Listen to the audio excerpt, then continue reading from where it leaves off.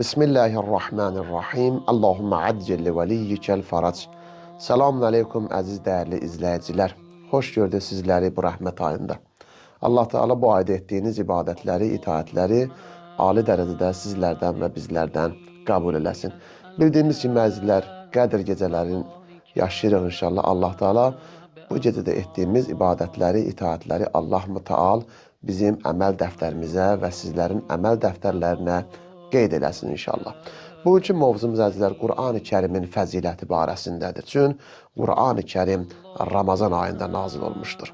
Ramazan ayının fəzilətli olmağı, bərəkətli olmağı, mərifətli olmağı Qur'an-ı Kərimin Ramazan ayında nazil olmağıdır. Onun üçün Qur'an-ı Kərimdə çoxlu ayələr var ki, Ramazan barəsində, Qur'an-ı Kərimin nazil olma barəsində ki, biz bugün bir neçə Qur'an-ı Kərimin ayəsindən biz Qur'anın nə fəzilətli olduğunu, nə cür kitab olmağı, nə cür Peyğəmbərə bir ecaz olmağını biz bugün bu Qur'an-ı Kərimin ayəsi ilə biz biləcəyik.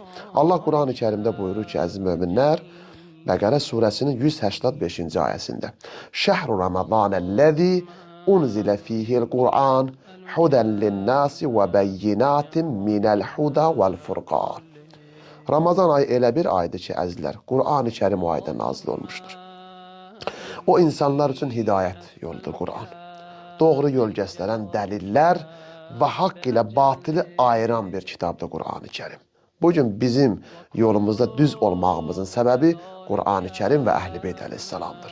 Qur'an bizə burada deyir ki, وَبَيِّنَاتٍ مِنَ الْحُدَى وَالْفُرْقَانِ Açıq, aşkar dəlillərlə haqq ilə batılı ayıran bir kitabdır Qur'an-ı Kərim.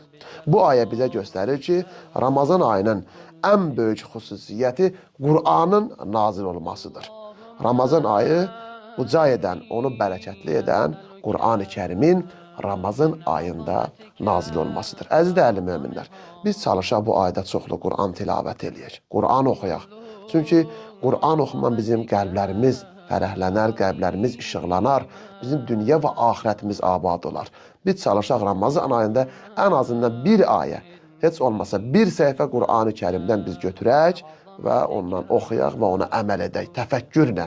O cür ki, qiyamət günündə bir neçə əməl var ki, bizdən şikayət eləyər, evlərimizdə olan Qur'an-ı Kərim ki, onları toz torpaq basıb, onları açıb oxuyan yoxdur, qiyamət günü Qur'an bizdən şikayət edir. Amma insanlar bəzən baxırsan ki, Qur'an oxuya bilmirlər, ərəb dilini bilmirlər.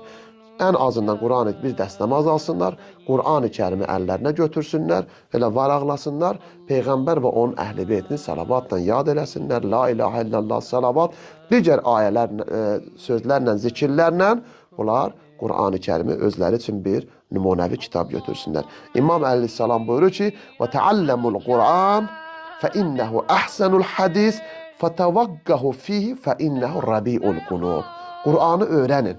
Çünki o sözlərin ən gözəlidir Qur'an-ı Kərim.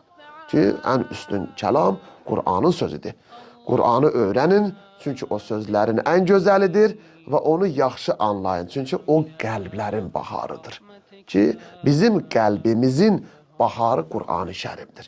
Bizim qəlbimizin gözəlləşməyi Qur'an-ı Kərimin oxumaqlandır. Necə ki, Allah Teala Qur'anda buyurur ki, Əla bi zikrillahi tətməinnul qulub. Qəlblər Allahın zikrindən rahatlıq tapar. Qur'an da biz zikirdir ki, bir ayələr oxuyaq, surələr oxuyaq ki, bizim qəlbimiz nə olsun? Baharlansın, gözəllənsin. İnsan bəzən zahirdə yaşayır, amma qəlbi yorulur, qaranlıqlaşır. Qəlbi dirildən isə əzizlər bizim üçün Qur'an-ı Kərimdir. Peyğəmbər Əkrəm sallallahu aleyhi və aleyhi və səlləm buyurur ki, İqra'ul Qur'an fə innəhu yəti yevməl qiyaməti şəfi'ən li əshabi. Qur'an oxuyun. Çünki o, qiyamət günü öz sahiblərinə şəfaətçi olacaq.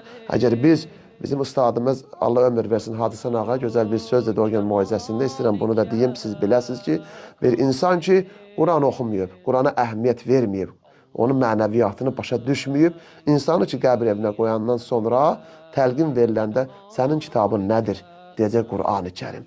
Aç o Qur'an-ı Kərimdən bir ayə oxu.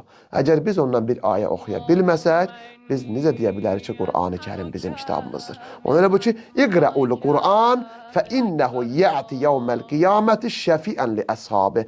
Qur'an oxuyun, çünki o qiyamət günü öz səhabələrinə, öz sahiblərinə şəfaətçi olacaq. Deməli, bu kitab sadəcə oxumaqdan ibarət deyil.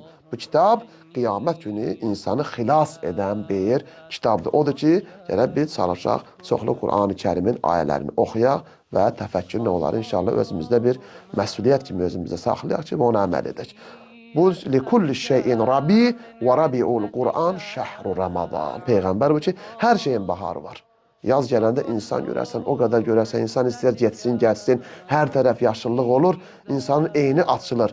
Ona görə bu ki, hər şeyin baharı var. Qur'anın baharı isə Ramazan ayıdır. Biz çalışaq, Ramazan ayında çoxlu Qur'an oxuyaq, çoxlu zikirlər edək ki, o Qur'anın mərifətini, feyzini biz başa düşək. Necə ki, baharda torpaq dirilir, Ramazanda da qəlblər Qur'anla dirilir. Bizim qəlbimizin o paslanmaq vaxtı var ki, 11 ay ərzində bir dəfə atsın biz Qur'anı götürüb, biz onu bir ayı oxumamışıq. Amma Ramazanda oxumaqla biz öz qəlbimizi nə edirik? Gözəlləşdiririk. Peyğəmbər buyurdu ki, Nəvviru buyutakum bi tilavetil Qur'an. Evlərinizi Qur'an tilavəti ilə nurlandırın. Evimizdə bir dənə ayə oxumaqla Allah öz rəhmət mələklərini o evə nazil edər, bizim mübarək səsimiz ərşə qalxar. Əgər evdə Qur'an oxunarsa, mələklər nazil olar həmən o evə. Bərəkət artar həmən evdə, şeytan o evdən nə olar? Uzaqlaşar.